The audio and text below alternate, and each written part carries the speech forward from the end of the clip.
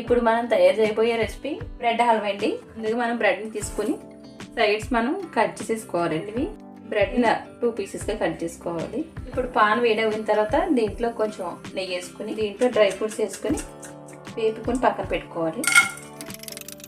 కిస్మిస్ dry fruits బాగా వేగిపోయాయి. వీటిని మనం తీసుకుని పక్కన పెట్టి మనం డీప్ ఫ్రై చేయాలి కాబట్టి కొంచెం నెయ్యి అనేది ఎక్కువగానే పడుతుంది. నెయ్యి మొత్తం వేడైందండి. దీంట్లో మనం ఒక్కొక్క బ్రెడ్ ముక్క ఇలా తీసుకుని వేసుకోవాలి.